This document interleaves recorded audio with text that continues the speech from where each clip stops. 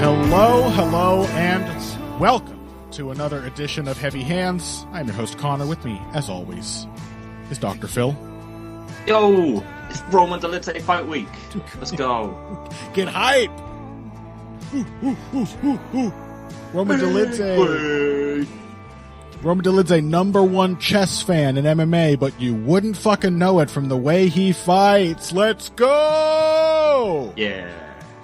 600 ELO chess player, Roman Dolidze, and 400 ELO MMA technician. Let's get it. Yeah, folks, the UFC is back on their bullshit. Which we knew last week, which is why we asked you all for some topic suggestions, and we have picked one of those up from you wonderful, helpful people in the YouTube comments. Those of you that weren't just coming out of the closet, and were in fact, doing what we asked. So I'll tell you what that topic is after I tell you the fights we're going to talk about. As Phil suggested, it is Roman Dolidze fight week. He is somehow a top-ranked middleweight. In fact, let's just check real quick. Where is he? He's only number 9. I mean, that's fair enough. Like, Marvin Vettori has not beaten anyone meaningful for a very long time. Yeah. Basically going back to Paulo Costa and Roman Dolidze himself. It's a bleak place, the middleweight division nowadays. It really is. And I'm just thankful they didn't overrank Dolidze for this too much, to be honest. True, yeah. Somehow Anthony Hernandez is ranked beneath him. When one of the fighters involved in a fight is like, yeah, no one cares about this. And, you gotta, you can't put too much weight on that. Anthony Hernandez has not lost a fight since 2020. He's on a 7-fight win streak, including such names as Roman Kopylov, Brendan Allen, Michel Pereira. Somehow he is only ranked number 10. And Roman Dolidze is ranked number 9. What did I tell you, by the way, Phil, just while we're on this topic? What did I fucking tell you about Robert Whittaker's ranking? Mm-hmm. Did I not say he's going to be number 7? He was number 5, I think. Yep. Spot on. Sticky. Yep. Very sticky. Speaking of sticky, that Robert Whittaker flavored glue is going to be on the shelves very soon. But yes, it's Roman Dolidze versus the aforementioned Anthony Fluffy Hernandez. It is, it's a sad state of affairs, but Anthony Hernandez, at the very least, is very much a fighter worth paying attention to. Not a perfect fighter by any stretch, has as many problems as really any top 10 fighter could ever get away with, but also has a really, a style that it is very difficult to get out of the way of. And it makes sense. And he's got a style that's built to do things. Yes. Purposeful, deliberate. Yes. He has an actual functioning approach. Yes. Which goes from A to B to C. Yeah. Whereas Roman Dolidze's style goes from E1 to E2. Fucking bong cloud player, this Roman Dolidze. Am I right? Oh, God. That's a joke for the chess. I should have known. That's a joke for the chess heads. So, that's our main event of this upcoming Apex card. How did I know it was an Apex card without even double checking? That's a question that should answer itself. Imagine if it wasn't. Yeah. Oh my God. There should be riots in whatever city hosted this. I haven't checked that you're correct on this. It is. I'm looking now. It is an Apex card, and thank God, because there would have been burning cop cars in whatever city this event was hosted in if it wasn't in the UFC's private warehouse. There's some other meaningful fights on this card, like more so than last week, really. Last week had a series of fun fights, most of which meant fuck all. This time we've got, Steve Erceg, Ode Osbourne. That feels like it has some relevance to its division. Yasmin Lucindo, Angela Hill means something. Andre Fili, Christian Rodriguez means something for me.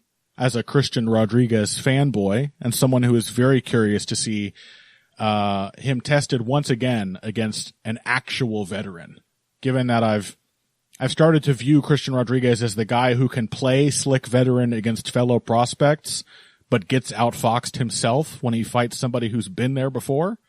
I'm curious to see how he meets that challenge this time around. Miles Johns, Gene Matsumoto looks fun. It's, I've seen worse Apex cards.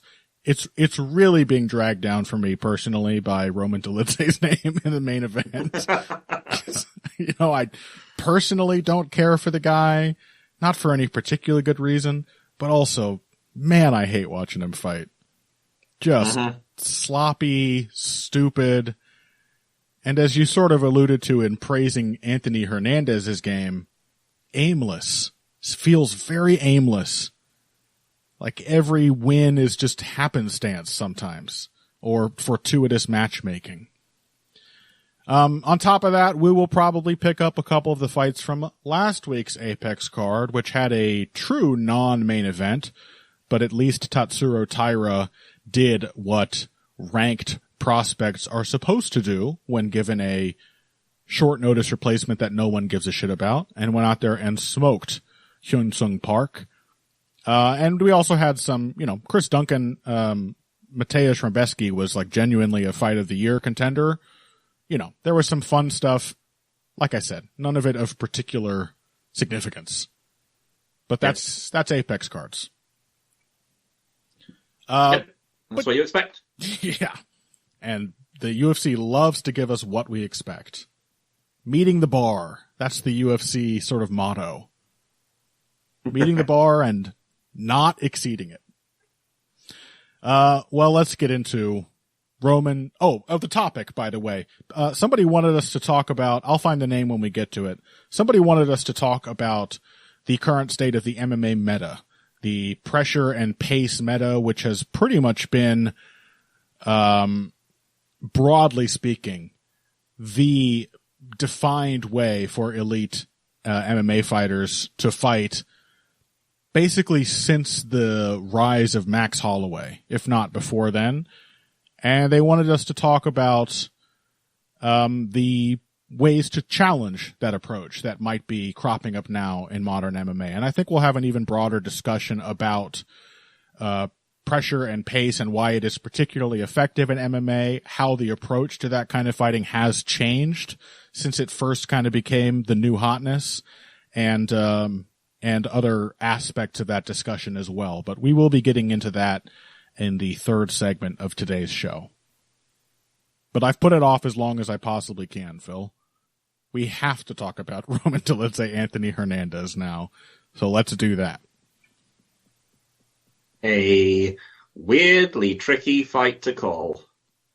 Yeah, weirder than I want it. Trickier than I want it to be, certainly.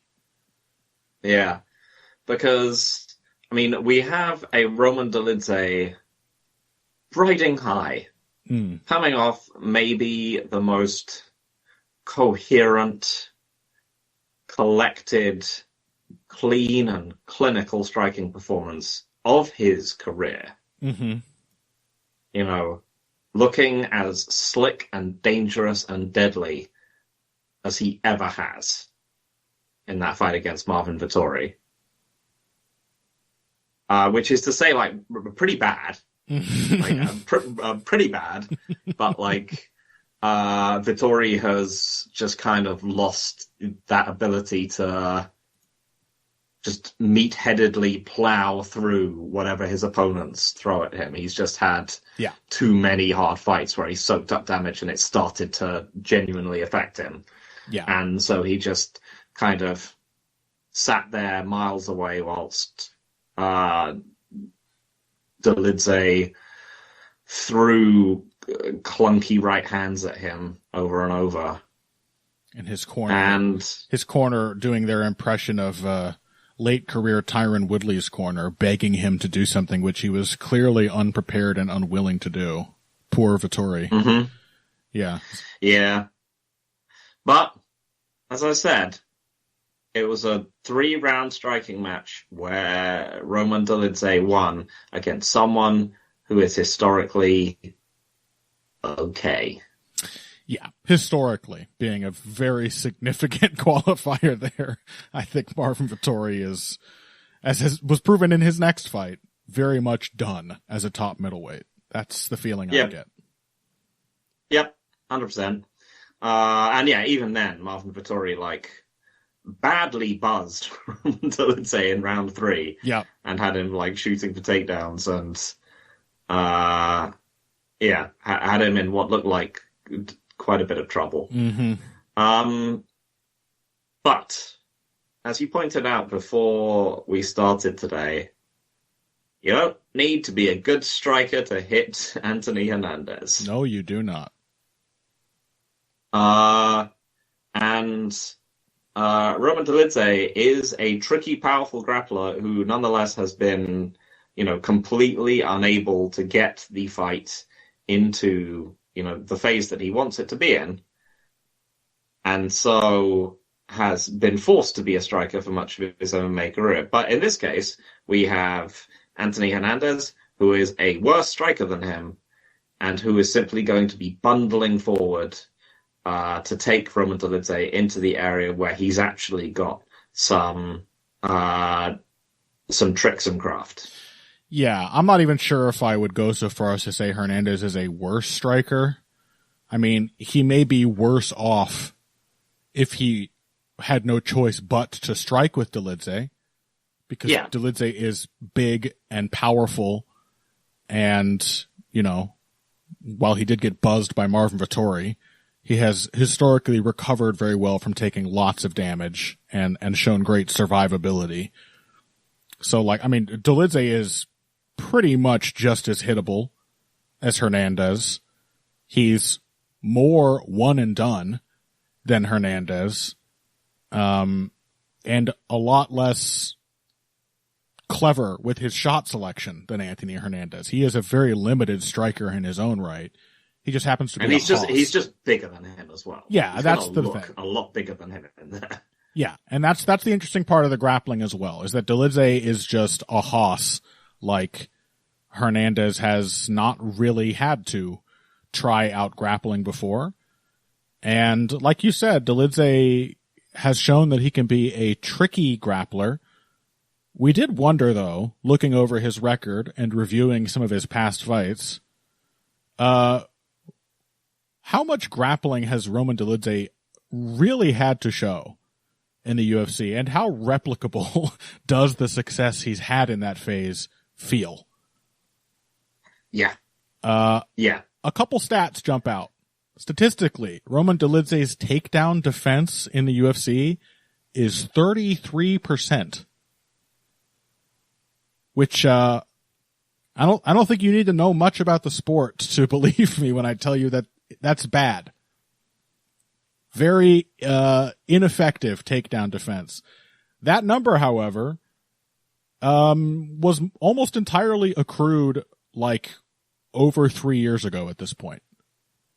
Mm-hmm. At least before the last couple of years. He's been facing a very shot-looking Marvin Vettori, who attempted no takedowns at all. Maybe he should have. Nasruddin Imavov, who in a fight in which it was an incredibly exhausted Roman Dolidze attempting and failing all the takedowns. Who else? My God. Kevin Holland. Okay. I can't even remember what happened in that fight. Anthony Smith. These are the wins that make you a top-ranked middleweight nowadays, huh? Yep. And really, the whole thing we're going off of is that fight with Jack Hermansson, where it was Hermansson successfully taking Dolidze down and getting caught with a very strange leg entanglement, calf slicer sweep, and then getting smashed from top position after that sweep worked. That's kind of before that, we have Dolidze in part getting out wrestled and badly outstruck by Trevin Giles. Yeah. So, the one thing that obviously jumps out is that this man loves leg entanglements. Yeah. It's partly why I suspect his takedown stats are so horrendous, is that he will just roll for knee bars. Mm-hmm. He just won't try and stay up. So yeah, he's doing it against Trevin Giles. Obviously, the Phil Hawes fight is a very, it ends with a classic Phil Hawes KO, in that, Phil Hawes suddenly loses track of where he is in space and time and gets immediately flatlined. Mm-hmm. But it starts with him getting his knee shredded in a leg entanglement. Mm-hmm. And yeah, as you normally should, just don't expect people to change their games up, when you haven't seen any evidence that they've done so. Right. There's no reason to assume if someone's response to grappling is to just dive for a leg, that they fix that up anytime soon. So, I mean, I guess the main question is, I said Anthony Hernandez, a tremendously functional fighter. He's just gonna, he's the best elements of some of the best, most functional elements of Khabib Nurmagomedov's game, mm-hmm. Coupled with the worst bits of Khabib's Nurmagomedov's game. Without Khabib's athleticism. Without Khabib's athleticism and his incredible natural feel and ability for fighting. So he's just going to swing hammers until he gets into the pocket, then he's immediately going to go for takedowns, and then he's got a ferocious cage wrestling top game, where he's going to be constantly, stripping posts and stopping the other person from getting up. Yeah. And positionally crushing them. And the question is is Anthony Hernandez able to make this work because he is good? Or is he able to make this and because he's figured out that this is a good approach? Or has he just kind of lucked into it because it works out for him? Is Anthony Hernandez stupid? Because if he's not stupid, he will simply be training leg entanglements, and he will take Roman Dolidze down, and he will fight them off and get back to smashing him. Because there's a reason why people don't go for leg entanglements when an opponent is trying to take them down very often. Right. Yeah, and I have to say, it is self-evidently the best part of Anthony Hernandez's game. His chain wrestling and the mat wrestling, the cage wrestling, the submission attacks that come out of that, the riding ability, and the ability to go back on the attack, even if it's just a positional attack out of crazy scrambles. This is the actual technical core of Hernandez's game. This is the reason that he pressures so recklessly, and the reason that he gets away with being as completely full of holes as he is on the feet. Yeah. It's just kind of hard to imagine that, I'm curious. How does it work against somebody who is simply as big and strong as Dolidze? That's really the major... Who's as big and strong and weird. And weird. Because, Pereira got him in a guillotine. Yeah. Which Hernandez, then got out of, and then immediately put him into a cradle, and then basically the fight was over, as it often is. Yeah. So yeah, we're talking a genuine dynamic submission threat, but also that's just the way that Fluffy works, is that he's always taking the risk at during the flowchart of his game, which goes from A to B to C to D, which ends up with, people being cradled and exhausted, he takes the risk that you are going to knock him the fuck out at point A. And in this case, he can be knocked out at point A, and there's also a chance that he might be submitted at point B.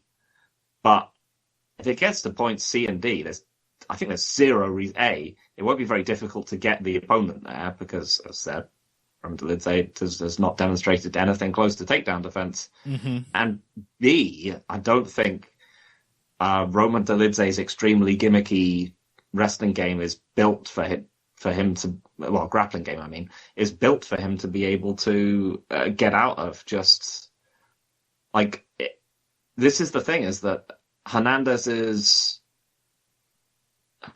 strength is simply wrestling.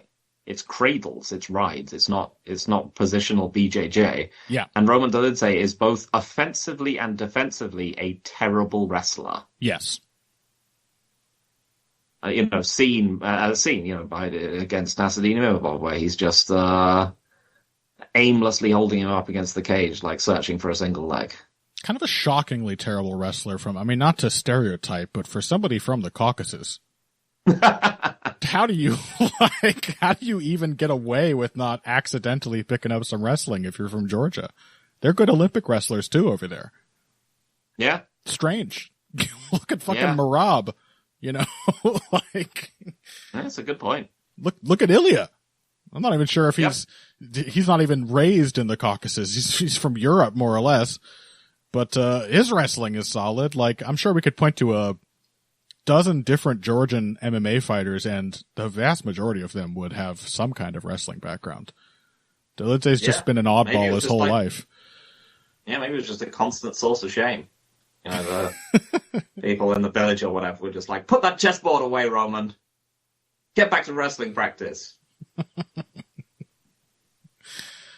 Yeah. I would so love yeah, to look it up. you kind of still have to pick Fluffy. It's the one of those ones where you reflexively pick him because his game is functional, and then you think about it a bit and you're like, but maybe, and then you think about it for a bit more and you're like, I can't in good conscience pick Roman Dolidze to win this. Yeah. It's entirely possible that, he could get the Michel Pereira guillotine or, some wacky sub at some point, or he could just thump Anthony Hernandez in the face.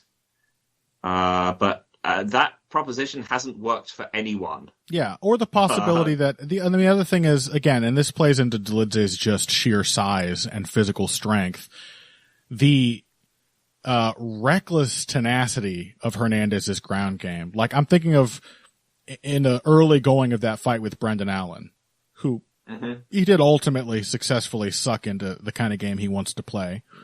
But he was like on his back, he had like a leg lace in, working from a kind of ride position, and tried to like seatbelt drag him to get, a more advantageous back control. And, Allen stayed really stable. Hernandez slipped off a little bit and got top position and held it for the rest of that round. And Allen is a very savvy top position grappler, and it's very difficult actually to get out from under him once he establishes that position. That may also be true for Dolidze for different reasons. And Hernandez is going to put himself in trouble in that kind of way. Yeah. But the other thing is, Dolidze absolutely has to finish Hernandez. That's how it feels. Early. Yes. Because it may not have cropped up against fucking Kevin Holland, who he finished in a round. It may not have cropped up against Marvin Vettori, who was gun-shy and running scared the entire fight. But it kind of did, because he started to get badly hurt in round 3. Well, that's true, yeah. But the thing is that historically, and that includes until very recently, I mean, the most notable example being that terrible, terrible fight with Nassourdine Imavov, Dolidze cannot help but gas. Yep. And that includes against a lot of fighters who aren't doing a lot to particularly make him gas. He is just a big, lumbering, inefficient oaf. Hernandez will make him gas. He will continue to press. Even when he ends up in bad positions, he will try to create scrambles. Like, Brendan Allen had to do some fucking work to stay on top of Hernandez for the, 1 minute of top control he secured at the end of that fight. And that includes Allen, coming close in submission attempts and Hernandez just worming his way out. That's what he does. So, how do you not pick Anthony Hernandez? Dolidze will gas. If he doesn't finish Hernandez in the first 2 rounds, the first 1.5 rounds even, he will be more tired than Hernandez, no matter how much bigger and stronger he is. Yeah. I actually think Fluffy will finish him. I think so too. Yeah, Hernandez doesn't tend to let you survive once you reach the kind of exhaustion we have seen from Dolidze all too often. Mm-hmm. Yeah. I have a feeling that until that point, it could end up looking a bit like Miocic Ngannou 1. Yeah. Where Ngannou is this big, strong giant, but Miocic is just able to get him against the fence and just ride him and use, even he may have less weight, but he's able to use it in the right places and just keep Ngannou's posture broken and keep him suffering for all of his like inefficient attempts to get back to a good position. It'll look like Miocic Ngannou 1, except for all the head movement that Stipe Miocic used in that fight. Yes. That will be absent. But in some ways, it will look worse than a heavyweight fight from several years ago. Yeah. But it'll probably also look better if Hernandez's grappling game gets rolling after that. He really is a treat to watch in those kind of riding and cradling and, half Nelson and cross facing and the creative front headlock attacks out of back control. And he's a delight to watch in those positions. He's really a specialist. Mm-hmm. So yeah, he's like as I said, he's just like a genuinely well-defined, specialist in this division who has been, for that reason, kind of carving through it. Yeah, totally. Like I said, 7-fight unbeaten streak. Mm-hmm. And there are some good, notable middleweights in there. And this will be, I think, inexplicably his highest ranked opponent yet. I'm not sure why, but maybe it's for the best for Hernandez, like to have him continue honing, because he really needs his skill set. He doesn't have, aside from the gas tank and the toughness and tenacity to make that a weapon, he doesn't have a lot of the athletic elements that most of your truly elite MMA fighters have. So maybe it's best to just let him work his way up gradually and build his confidence. But it's kind of a shock that he's like ranked under Dolidze, who just like looks like shit even in half of his wins. Yep. Having said all that, I'm now emotionally prepared for Dolidze to beat Anthony Hernandez and to just consign me to this hell forever. Dumbest finish possible. Yes. I'm now prepared for it to be like a fucking neck crank from bottom half guard or something. Like, how the fuck did that work? Mm-hmm. It's going to be a head and arm choke from his back. It's going to be an Ezekiel choke. Something stupid. Oh, yeah. Or maybe just a good old-fashioned leg entanglement again. Yep. You can get a Sulo stretch. Oh my God, can you imagine? God, if you had Dolidze on your back, Suloev stretching you, like your whole body might rip in half from the crotch, just from the weight of him mushing down on your hips. Yep. Well, now we know what's going to happen. All right, I'm prepared. Like a true samurai, I'm going into battle, having already accepted my death. Except in this case, it's just Anthony Hernandez's grisly death. Okay, well, that'll do it for this main event.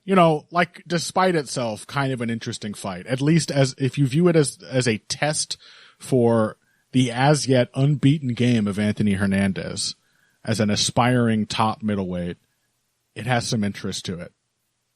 It's certainly the most fitting main event of all the other fights on this card. We'll say that.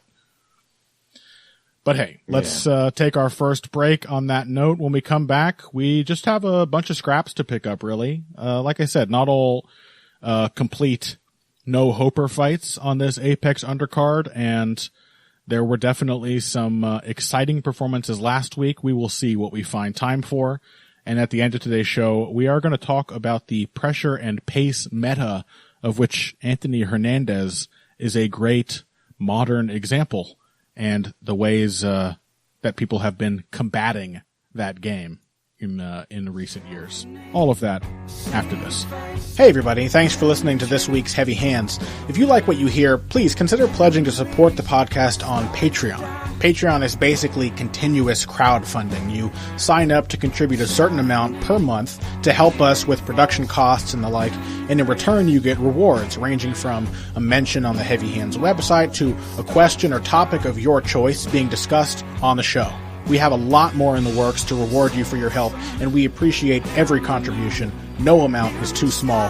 Just head over to patreon.com and find how you can help out, the only show dedicated to the finer points of face punching. Now let's get back to it. Hello and welcome back. I almost thought I was starting the show over. Nothing's changed since I started the show emotionally. I'm still exactly as depressed as I was at the beginning of this episode, Phil. Yeah, but at least it's progressed and you're not in some hideous Groundhog Day where you have to preview Roman Dolidze and Anthony Hernandez over and over again. God, can you imagine?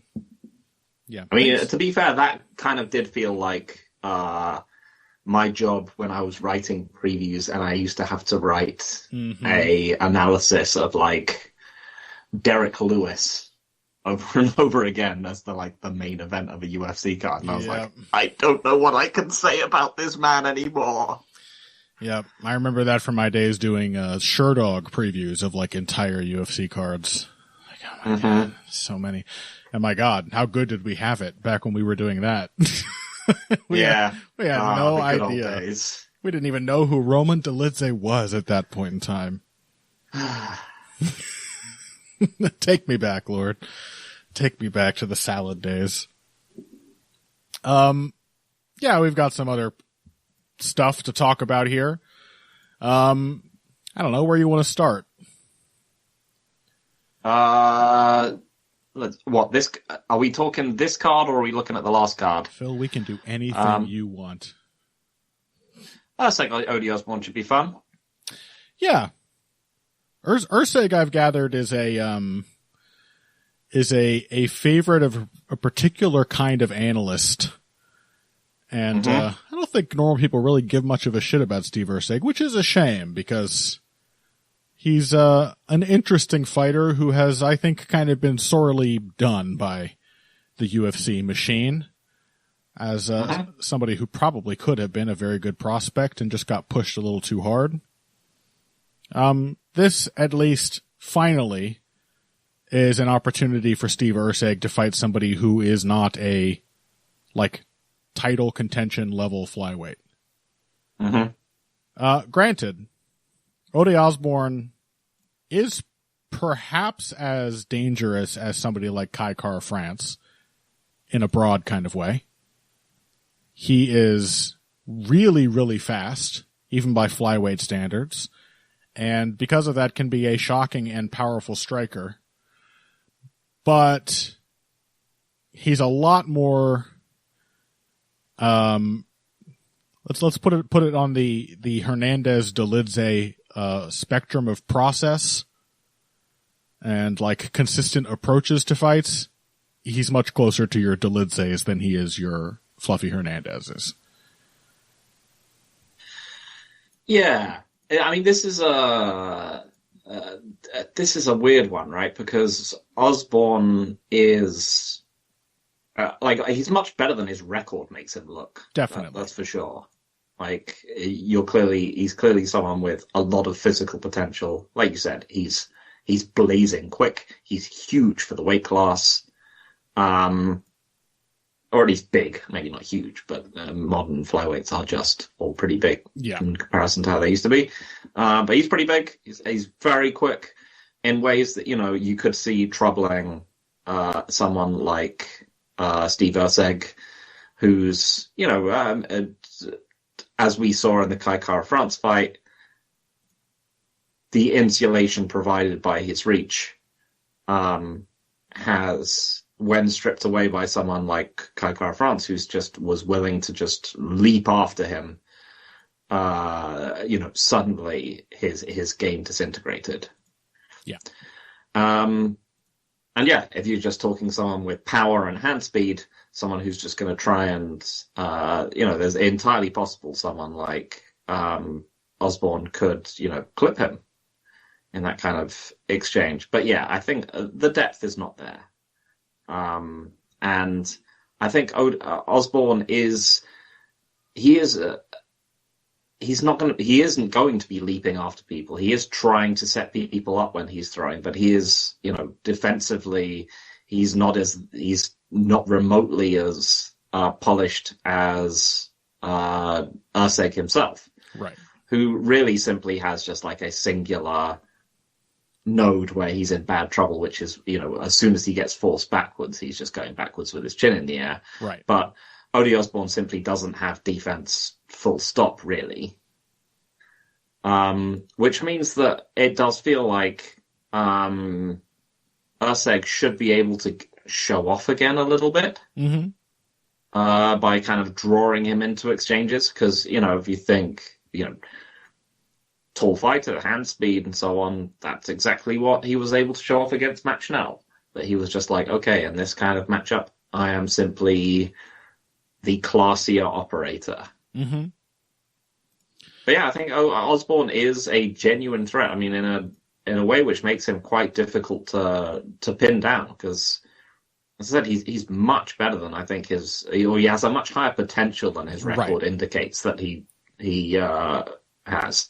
I agree. He's one of those classic, like, dark horse kind of fighters where, it's very clear he could never be considered truly elite based on his results.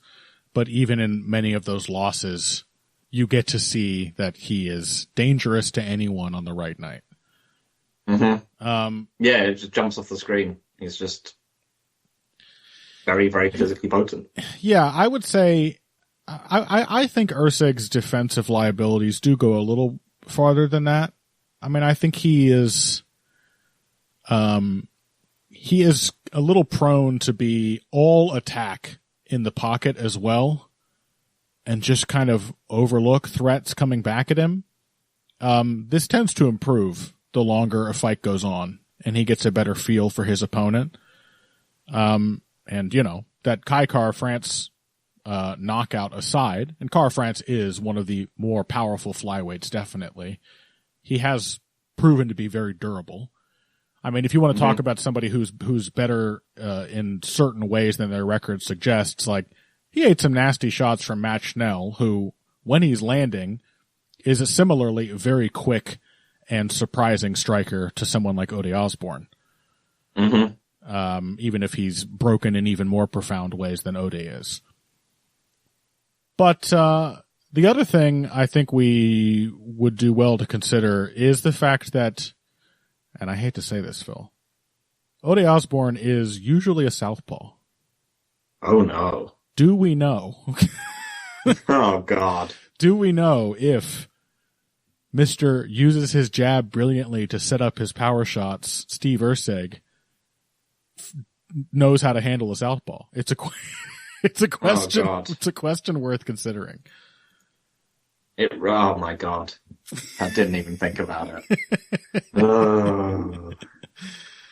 Yeah. It's something. I'm not even gonna entertain it. I'm gonna say that just to prepare you all, if Steve Erceg comes in here and his entire game just doesn't function, he suddenly, like Daniel Zellhuber decides he's like right body kick man, don't be surprised. But I can't countenance like predicting based on that. I don't want to accept it. So I'm just going to pretend that Steve Erceg will have sparred with some southpaws in preparation for this fight and won't be completely unaware of how to make his game work. Besides which, like, when you have a reach and height like Steve Erceg does, you really should be using your jab against everybody. I know that applies to Daniel Zellhuber as well. Yep. But I think Steve Erceg is a smarter striker than that. I think. Yeah. You never know. Am I remembering like Schnell switching a bunch when they fought, or am I? I don't think he really did. Is this coping? That's one thing Schnell doesn't really do. Alessandro Costa might have switched on him a bit, if I recall correctly. And that was actually kind of a tough fight. That was one where Erceg had to use his wrestling to get out. But the thing is, like, even if he's put in that position, that should work against Ode Osbourne too. Like, wrestling has, been a historical weakness of his. I just think there are a lot of ways for Erceg to navigate around whatever problems he might encounter there. And I just don't want to accept the possibility that he's going to be flummoxed simply because Ode Osbourne has his right foot in front. Please. Yeah. Anything but that. Yeah. He doesn't look like he will. Doesn't, right? He says. I mean, it's I do think this, we're going to be talking about like trends and metagames. I do think this is becoming less of a hilariously predictable problem than it was like 3 or 4 years ago. Mm-hmm. You know, Chris Duncan went in there last weekend and, yeah, it was a lot of lead rights and straight right hands and stuff, but he was using his jab against Mateusz Rebecki, and Rebecki was using his jab and his right hook. Like, I do feel like it's a lot more common that we see people, you know, actually fighting something like they normally fight, even when their opponent is in the opposite stance. Yep. Just as long as he doesn't fucking sucker himself into thinking he's got to reinvent his game. I mean, that's the real problem. Yeah. Because the root of this problem is not that it's not different. It is different fighting a southpaw. It feels different. And if you're inexperienced with it, it feels bad. It's like, yeah, the lanes are different. The footwork you have to use is different. You have to adjust your defense appropriately because the same applies to your opponent. And if your opponent is the southpaw, they're going to be, just by pure numbers, more accustomed to finding those openings on you. The main thing is that you have to prepare in a way that lets you use the something resembling the like normal setups and stuff you already like to use. You have to be comfortable. I think Steve Erceg, I'm going to give him that vote of confidence. I think he'll fight like Steve Erceg. And yeah, I know the alternative is too horrifying to contemplate. So I will join you, but you have done well in. I'm normally the one to bring up this horrifying, have we ever seen them fight a southpaw statement? But you have done it to me this time. Yep. And I'm appropriately terrified. Not happy to return the favor. It's a horrible thought to consider, but, yeah, I mean, and the other thing too, like just for making the purposes of making a straight pick, like Osbourne is also, and this is one of the other reasons why he has not delivered on the potential suggested by some of his technical and physical abilities. He is the rare flyweight who actually tends to gas. Which is just another factor going against him, and or at least another factor making this a likely course correction matchup for Steve. So, yep. I just hope we don't discover anything horribly disappointing. Yeah, especially, after 3 somewhat deflating losses. Oh, man. It would be... for Erceg. Yeah. I think... you're like, I'm a title challenger, and then you're like, that was close. I'm going to get back there, and then you get knocked out, and then you fight the former champion, and then you just get decisioned. And then they're like, well, we've given you a soft bounce back. And, yeah... he doesn't win that, it will look bad, and it will feel bad for him. Certainly, yeah. I mean, that might truly be completely career derailing if he were to lose this matchup. The other one on this card that I am personally most interested in is Christian Rodriguez versus Andre Fili. I like Christian Rodriguez a lot. I know that's I think he's got something that anybody who's interested in the technical and strategic side of fighting should be pleased by. But for me personally, he really ticks that kind of natural born underdog box I'm always looking for. Because in part just because of the matchmaking, right? The UFC was just continually matching him against like these highly touted young prospects. Notably, all of the big wins that he got against these prospects, they were all like noted for their wrestling and their grappling. Yeah. And Rodriguez, who not too long before had lost a fight to Jonathan Pierce, clearly shored up his defensive wrestling and his scrambling game, and also displayed like just ruthless determination, never to accept a bad position, never to let the fight stop moving on the ground.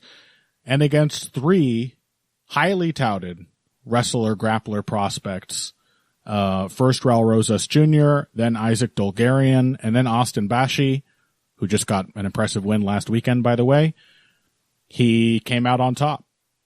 All super tough fights where it was Rodriguez's wily wrestling defense and scrambling and mat wrestling game that saw him prevail.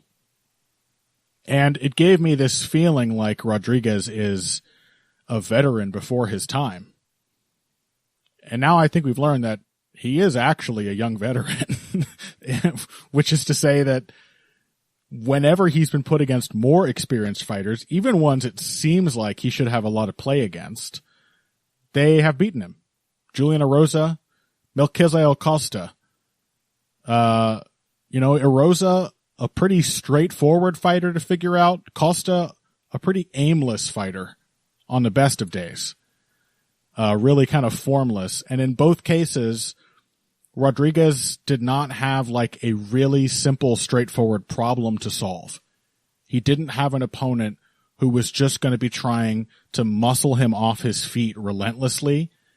And without that like feedback to direct his efforts, he was kind of strategically aimless himself. And in both, go on.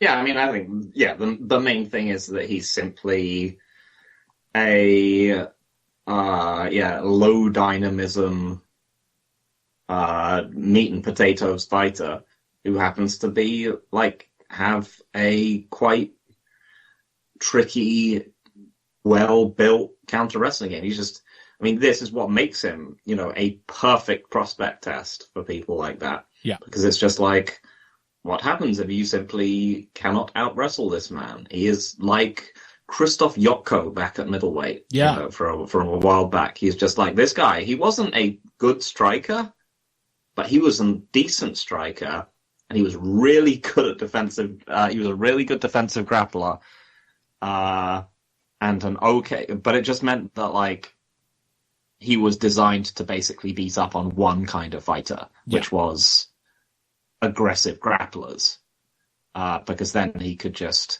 keep them on the feet, punch them up a little bit, and then they would get knackered trying to out-grapple him. Yeah. But he couldn't beat specialist strikers of most levels, and also if someone was just like a good enough grappler and just insistent enough, he just didn't have the dynamism to be able to like turn the tables on them. Like, yeah, and I think what also came through in that fight, that last fight of his against Melquizael Costa, was his own inability to adapt. Mm-hmm. This was like a thing which was the dagger in the heart of all those prospects he beat, that they just kept running into the wall until they destroyed themselves, all 3 of them basically. But weirdly enough, that was Christian Rodriguez against Melquizael Costa. Spent a lot of that fight just like circling along the fence, and Rodriguez had it in his head. He had his plan A for the fight, which was, I'm going to go in there and clinch up with him and wrestle him and take him down and, use the best part of my game, which is my top position wrestling and my scrambling. And he just couldn't get past Costa's takedown defense, not consistently. And he couldn't change tack. Even though we know Melquizael Costa is a guy that, like, shit, if he'd done what he tried to do to Julian Erosa and just tried to stay in his face and throw straight punches down the pike, he probably would have had a lot more success. And that kind of started to happen in round 3. but it took him way too long and in far too deep a hole to get there. Yep. So yeah, I mean, there have been signs that Rodriguez can be more than just an anti-grappling prospect fighter, right? Like, he had his fight with Cameron Simon. He just outstruck him. Good jabs, nice defense, good counter right hands, steady pressure, stayed in good position. That was like just a pretty good, solid striking performance from Rodriguez. And he had a ton of success early against Julian Erosa. I think a different version of the same kind of thing happened to him there, as did in the Costa fight, though, where he just got completely tracked in on what his winning plan was going to be. And then Erosa started trading with him, and then Erosa started getting top positions, and he's actually like an instantly dangerous grappler when he gets you in a bad position. And Rodriguez just gave up his neck.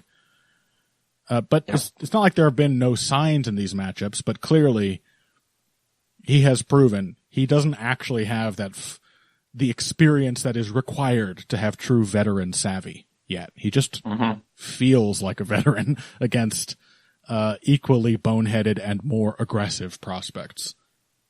Yeah, so I mean, it's just that he doesn't have he doesn't have either a weapon or an endpoint to his game. Like, what's he looking to do? How is he going to finish a fight? Right. Or, she said about Fluffy. Fluffy is building towards the point at which you are stuck underneath him in a cradle, basically. Yeah. What is Christian Rodriguez building towards? What does his ideal fight look like for him? Because if what makes his fight ideal for him is his opponent doing things, namely trying to take him down and wrestle with him, then I think it's so good. Yeah. And the thing is with Andre Fili is that, Andre Fili obviously reaching the end of his career. What does his recent record look like? I did have a look at it, and it's not amazing. No, he got beaten by Melquizael Acosta as well. Got guillotined by him, in fact. Ooh, that's not a particularly good sign. Yeah, had a respectable win over late career Cub Swanson, but those guys are more or less at the same level now, I feel. I mean, it is to be fair, it is quite funny to just be like, oh yeah, Andre Fili, he ain't doing so well at the moment. And then you look at his career, and it's exactly the same pattern as it's always been his entire career, which is win, loss, win, loss, win, loss, win, loss, win, loss, win, loss, win, loss. It's true. Yeah, even the losses aren't even really like much more emphatic than they have been throughout his career. Like he got flattened by Dan Ige, but like he got fucking knocked out by Yair when Yair sucks. And who's that other crazy guy that hit him with a wild Godofredo Pepe finished him, flying triangle. Yeah. Was it a jump knee into flying triangle? Yeah. Otherwise, the losses really don't look that bad. Like, Costa beat Rodriguez too. Costa is kind of an aimless generalist, but can be dangerous everywhere. It's not the kind of guy that you can't imagine Fili losing to even in a better time. Dan Ige knocked him out. Dan Ige's kind of found his best form in the last few years, and it's not the only guy he's knocked out. Nathaniel Wood beat him. Okay, Nathaniel Wood is a fucking great technician. Yep. And then before that, for the losses, we're looking at like Joe Anderson Brito, who is a fucking monster, and Bryce Mitchell, who, he's Bryce Mitchell, but he did at the time at least have a very like cutting edge, super well-rounded game. Not a horrible loss. Yeah.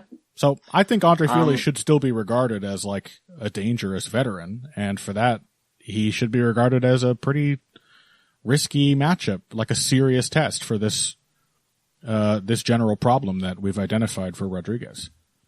Yeah, I probably will pick Rodriguez. I mean, Fili's main issue is dynamism, and Rodriguez doesn't really have it. Fili isn't going to push a wrestling game too hard, although he will hit opportunistic takedowns. And in a sort of craft, if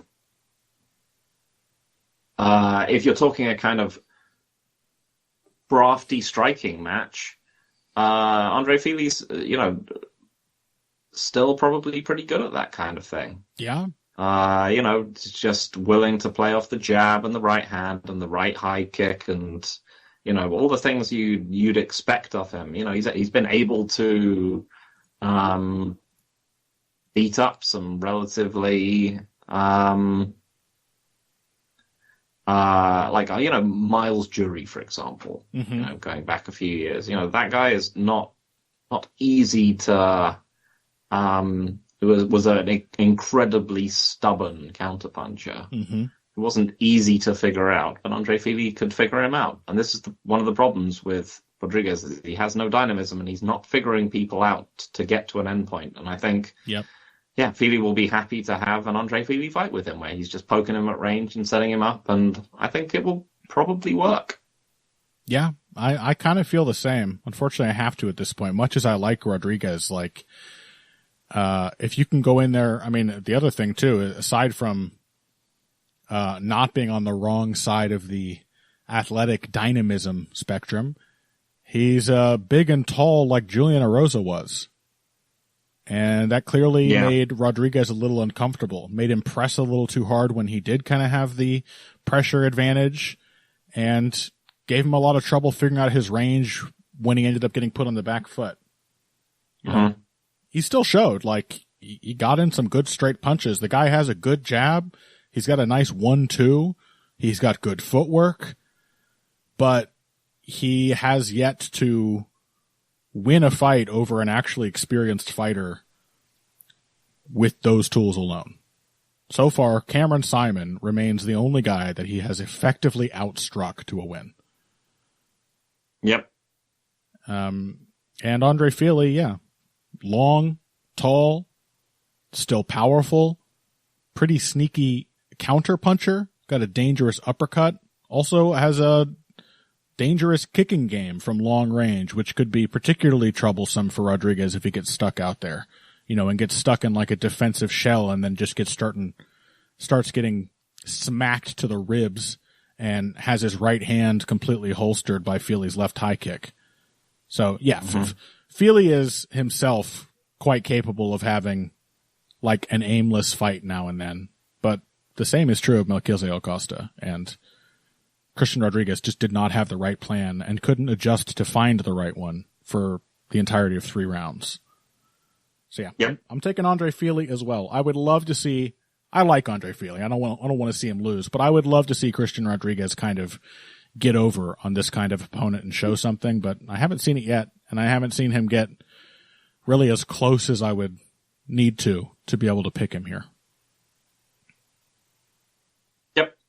So, I think that'll probably be it for these cards. Honestly, we have some stuff last week, but who gives a shit? We're just at this point, we're just holding on and waiting for Duplessis versus Chimaev to save us. That is a difficult ass fight to analyze. Yes. Yeah. I'm sure we'll have a fun time analyzing it. Trying to remember what the fuck we actually like about Dricus du Plessis and then watching his footage and cracking ourselves up periodically throughout the analysis. That's got some other good stuff on that card. So we'll be there soon enough, folks. But before that, let's take one more break and return with our topic for this episode after this. Financial support is fantastic, but there are other, even easier ways to support Heavy Hands. Perhaps the best is by spreading the word. We know our fan base. You're all cool, popular people with serious social media presences. You're tastemakers and trendsetters.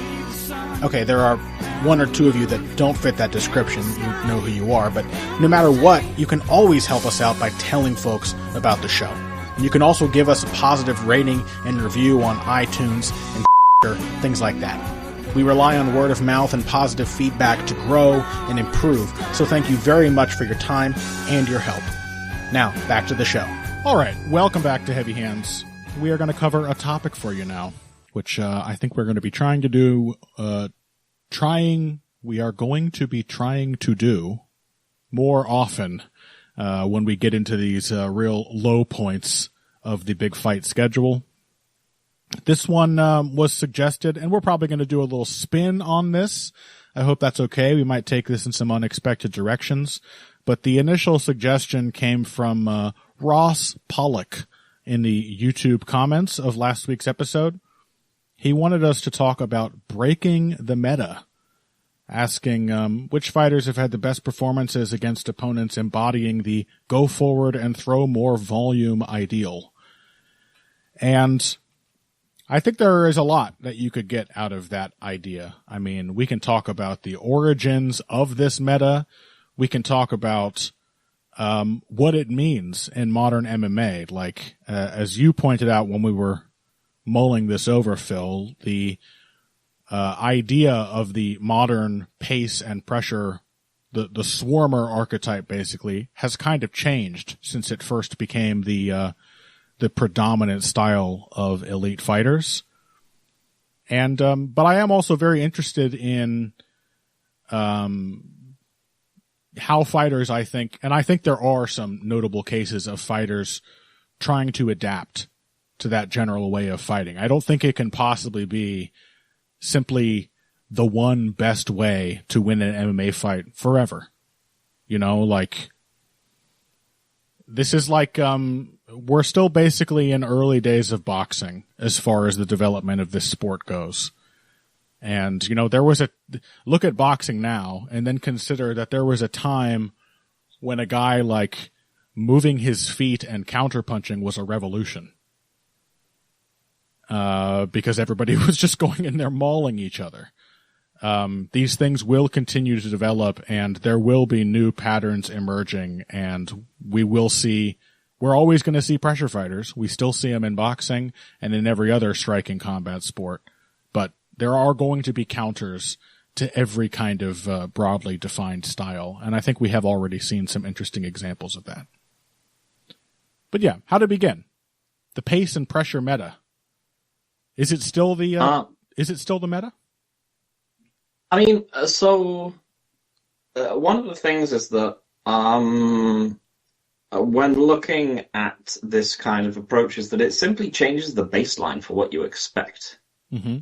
Is that that's one of the things about something being the quote unquote meta is that it simply becomes the reality. And we talk about pace and pressure being part of an evolution, and whether that will change, but certain elements of it probably won't change. I don't think the pace is ever really going to go down significantly, right, back to what it used to be. And so a lot of the time we will and that's one of the things that makes it difficult to analyze changes, because they come not defined by some theoretical ideal of some theoretical number of like punches thrown per minute, or forward motion, but they come within the context of what came before them. Right. Everyone, and and they come within a context of everyone reacting to what everyone else is doing. So, right. For example, Max Holloway is one of the prototypical sort of pressure swarming fighters who now is essentially, much more of a back foot, sort of an outfighter, a boxer puncher, if you will. Yeah, sort of boxer puncher who works in like short bursts and so on, but still works at a much higher pace than any a fighter from 20 years ago would. Almost any fighter. Yeah, I remember looking at the stats when I was working on the article I did for Holloway like a week and a half ago, and I was like, surely this is like there's less pressure, so this must be like a significantly lower output fight by Max Holloway's standard. He threw 375 significant strikes in that fight. Mm-hmm. That's kind of like bang average for a 5-round Max Holloway fight, actually. Yeah. Like even crazy fights like you remember, like Brian Ortega. He threw what? 490. I mean, and that and the Calvin Kattar fight are really like the high end. The Kattar fight more than any of them is like 700 plus something strikes thrown. But around 400, that's a healthy clip, even with the style change. Yeah. But, everyone is obviously working on all elements of their game. So sometimes people can change the directionality and the pace in which they themselves fight at. Israel Adesanya, Justin Gaethje, and so on become much, much less active fighters than perhaps they used to be. Sometimes not to their own benefit, or sometimes it might simply be a reaction to the fact that they can't physically do what they used to do anymore. Yep. But I think in terms of like looking at what we consider people who have had sort of meta-breaking performances in that way, it's like it's worth looking at it as from like a big to small way. What are the pieces that you need? And because everything gets sort of more granular and more complicated, the higher the level essentially gets. And so I think, like, for example, a big like blunt thing you need to be able to do against a pressure fighter is simply to be able to diffuse forward motion. Yeah. And so a classic example of this is Eddie Alvarez against RDA. Because RDA is, has been fighting, he fought Pettis, he put him up against the cage, and then he just, cut him off with body kicks and the 1-2, and then like mixed in takedowns whilst Pettis was trapped up against the cage. And Eddie Alvarez is simply good at drawing people in and mixing what side he is going to go to when he's backed up against the cage. And eventually he gets RDA to overcommit and he finishes him. He does this a lot against Michael Chandler in his fights as well. This is like the first and most basic building block, I think, is that you must be able to get out of the way. But then, then you move a step forward and you're like, but it's still extremely dangerous to be stuck against the cage like that. And then your next step is that you must have cagecraft. And then your next step beyond that is that you should have, so you are not actually getting backed into the cage all that often. And then your next step is that you should have actual footwork in the pocket. You should be able to pivot and move. And your next step is that you should be able to, is that you need to be able to deal with the opponent once he does eventually inevitably get his hands on you. You need to be good in the clinch, and you need to be, you need to have, and ideally you want to be able to clinch with your opponent, on your own terms in order to discourage him from rushing in on you. You want to be able to hurt him or, turn him onto the cage or, land your own offense. So at every stage it becomes a bit more granular. But I think that Alvarez fight, that's really the starter for me, because RDA Pettis, more than anything, I think heralded the new even more so than Holloway, Aldo. It really heralded, this is how good, this is how effective this can be. And real blunt Eddie was force like the pressure from RDA too, right?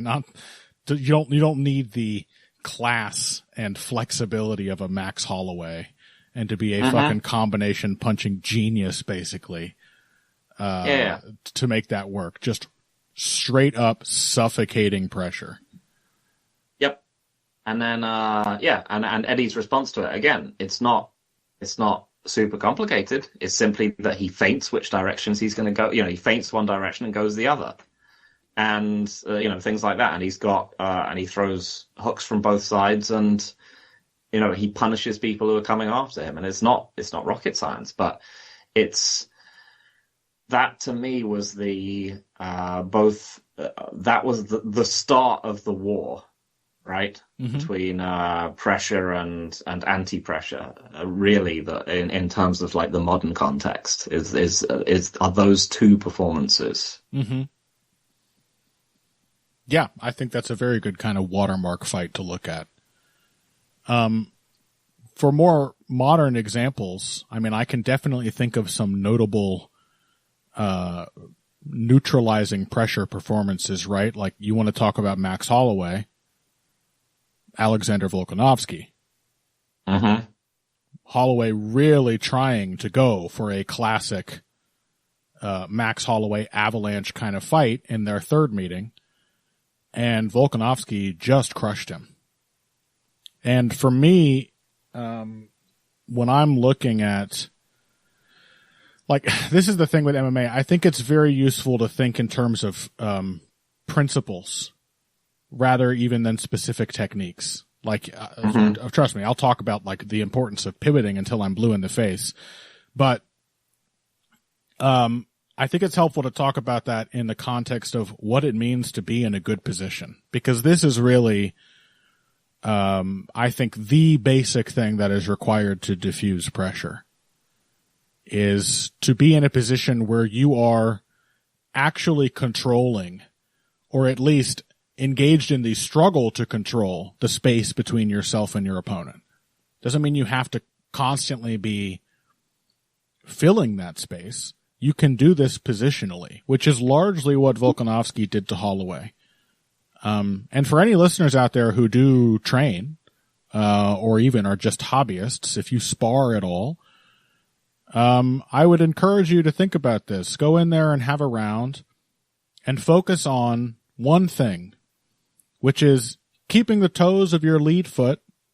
And this is easier to assess if we're talking about a closed stance matchup, you and your opponent in the same stance. Keep the toes of your lead foot aimed at your opponent's crotch as often as you can. Just pivot to the left, little small steps, and just try to keep your knee and the toes of your lead foot lined up on the center of their body, with the understanding that your jab, your lead hand, the primary barrier between you and your opponent's attempts to close the distance, also your primary bridge to close the distance on your own, with the understanding that that jab follows the line of your lead leg.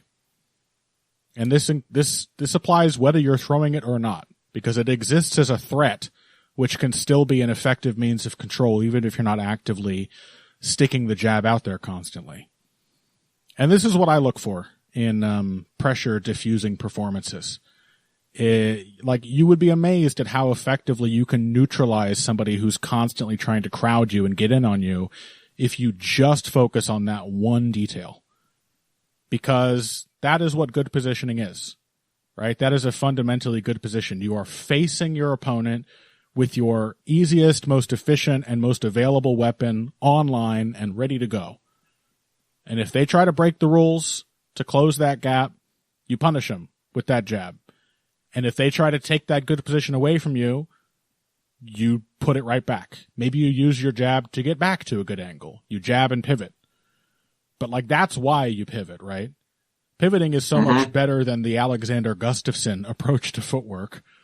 Not because it looks cool and slick, but because it keeps you in an effective position even as you move around your opponent. And even if you are not capitalizing on the openings created by that all the time, it is simply harder for the other person to actually get into an effective position to overwhelm you. This is, and I think this is, the lack of this is why sometimes very crude pace and pressure fighters have been so effective in MMA, because I don't think until quite recently, most MMA fighters were taught about like controlling the center line. You know?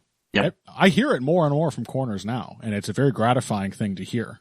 Like I almost feel like I hear it more from MMA corners than I do from boxing corners, because I think in boxing it's just one of those things that is almost like, it's like, you know, it's implicit. You're just assuming that. Exactly. Yeah. It's like trying to, for like an archaeologist trying to understand like the techniques of like basket weaving or something from some ancient culture. It's like no one ever described it because like a million people knew how to do it.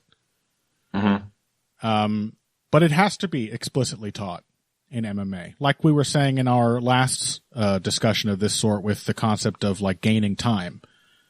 It's given that the sport is still very much developing, like it should be taught implicitly, and it is a broad, more principled kind of way to approach learning how to win an MMA fight strategically, that which helps to solve a lot of the problems that we're often talking about in MMA, like, you know, the fact that defense is harder because there's just so much fucking shit you might have to worry about hitting you, and that the simple introduction of a takedown threat can make a pressure game 10 times more effective because there's a complete phase switch up at your opponent's disposal. But if you simply focus on being in good fundamental position, you don't have to worry about all those things, not nearly as much. Yeah. So I would look at a fight like Volkanovski-Holloway 3, I think is a great example of that. Max Holloway, who is an expert at getting in behind his jab and building combinations off of it, simply cannot get his jab online on a regular basis because Volkanovski is constantly making small movements to the side to keep himself attacking Holloway's center line and taking his away from Holloway. Yeah. But yeah, I mean, that's the thing about it, which makes it, I think, so difficult, is that there's so many elements to it. You know, we haven't even discussed things like, you know, head and trunk defense, you know, as an essential element of being able to do this kind of stuff. You know, so every strong performance in this kind of that we talk about ends up being, you know, incomplete. As, you know, as far as, you know, using cagecraft and pivots, you are talking, you know, cagecrafts and pivots and integrated defense, you're looking at Jose Aldo. If you're looking at angles and a way to diffuse a jab, you can look at Volkanovski. I think you were mentioning, you know, as a counterpunching performance, like Sean O'Malley is genuinely again, using pivots and counterpunching as you know, behind to using a jab to draw people in. He's genuinely quite good. Who was he? Jack Della Maddalena against Bilal Muhammad. Yeah, that's a great one to look at. That is in part because it is a particularly relentless pressuring performance from Bilal Muhammad and a pretty technical boxing-centric pressure fight from him as well. And you get to see a really multifaceted pressure diffusing performance from Della Maddalena, which includes head movement and hand defense linked to footwork, which includes excellent counterpunching, seizing moments of initiative too, like counterpunching in combination. It also, there's a lot of the which way am I going to go game that you described Eddie Alvarez playing against RDA from Della Maddalena in that fight. You know, like footwork feints, an underappreciated technique, just feinting as if you're going to escape in one direction and then slipping out the other side, things like that. Yeah, that's definitely a great one to look at. But I do think, but yeah, there's just a lot, essentially, and I don't think, and you know, no one has yet like nailed every element within the same within the same fight. And because, it's just too much, I think, for any singular person to keep in their head, at once. Yeah. Well, and nor will there ever be somebody who is like absolutely flawless at it, right? Like, we're just going to eventually get to a point like what we have in modern boxing and what we've essentially had in boxing for the last nearly 100 years, which is that there are like a whole slew of pretty well-established kind of styles, which nonetheless, individual fighters will all have their own like unique style, their unique stamp on those broad styles. And yeah, like boxing is full of pressure fighters who whoop some counterpunchers and get suckered by others. And it's full of outfighters who outfox a lot of opponents and then get, driven into the corner and ground into a paste by others. Like, that's where individual attributes and the finer aspects of technique come into play.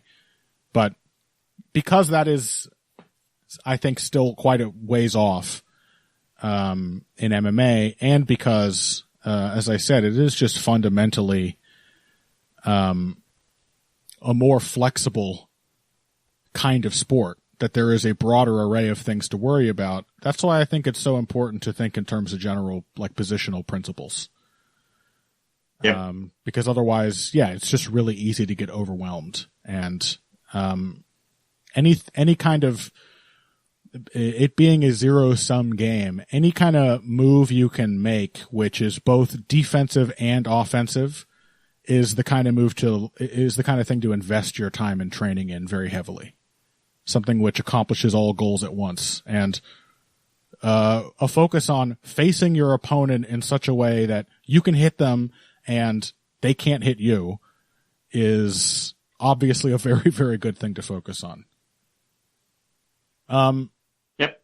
Yeah, and like you said at the top too, like the pressure fighters are also going to be learning and getting better. Look at Ilia Topuria. Like, that's not what an RDA fight looked like.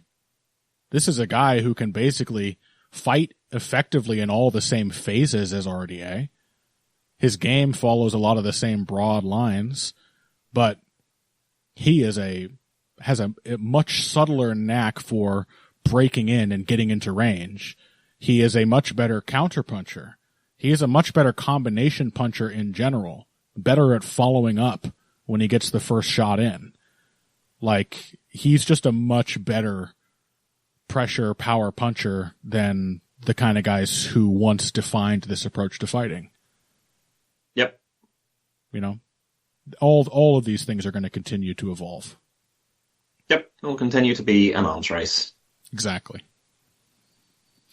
All right. Well, I think that will probably do it for this week's episode of Heavy Hands. Like I said at the end of last segment, we will be back next week to talk about a pay-per-view. We've got Dricus du Plessis versus Khamzat Chimaev, which is a strange and fascinating main event. We've got Lerone Murphy versus Aaron Pico in Pico's UFC debut. We've got Jeff Neal, Carlos Praches. We've got Tim Elliott, Kaya Sakura.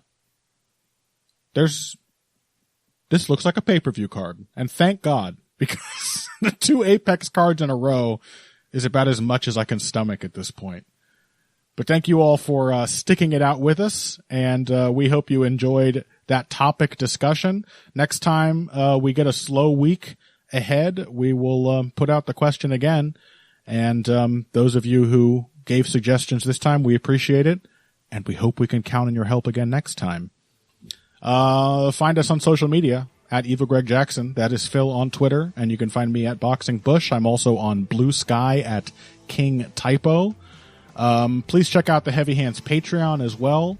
Both episodes of Heavy Henka for the month of July are up.